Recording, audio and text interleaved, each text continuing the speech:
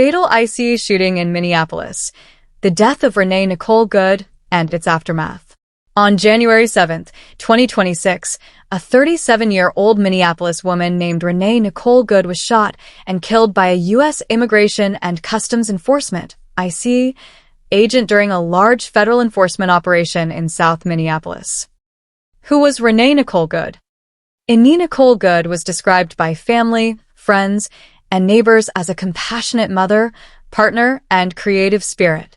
She was a mother of three, a poet and writer, and lived in the Twin Cities area with her partner. Social media posts reportedly described her as a poet and writer and wife and mom, reflecting her personal interests and community ties. Good had no known criminal history beyond a traffic violation and was not reportedly the target of any ICE enforcement action, according to local reports. The fatal encounter occurred during an ICE operation in the city that federal authorities said was part of a broader enforcement effort. According to Department of Homeland Security, DHS, officials, Good's vehicle was blocking traffic, and she allegedly refused orders to exit and attempted to use her car to strike agents.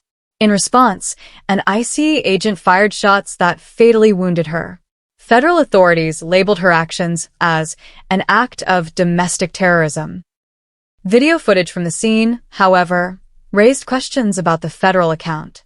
Some clips appear to show Good's vehicle moving slowly away from agents, and local officials, including Minneapolis Mayor Jacob Frey, disputed the federal narrative, calling it misleading and arguing that the shooting represented an unjustified use of deadly force. The incident has deepened political and social tensions in the United States.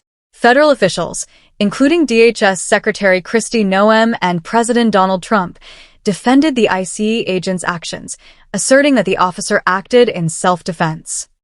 Local leaders and many residents strongly rejected that account. Mayor Frey called the federal explanation bullshit and demanded that ICE agents withdraw from Minneapolis, accusing them of recklessly using force. Minnesota Governor Tim Walz also criticized the federal narrative as propaganda and argued that the shooting was a tragic consequence of aggressive immigration enforcement. The shooting sparked widespread outrage and demonstrations. Hundreds to thousands of protesters gathered near the scene, demanding answers and justice for Good. Vigils and memorials sprung up quickly, and many in the community expressed shock, grief, and anger over the circumstances of her death. For many, the incident has become a symbol of broader concerns about federal law enforcement's role in local communities, particularly in urban areas already sensitive due to past incidents of police violence. The shooting happened less than a mile from where George Floyd was killed by a Minneapolis police officer in 2020, adding historical weight to the city's response. Authorities from both federal and state levels are conducting investigations into the shooting.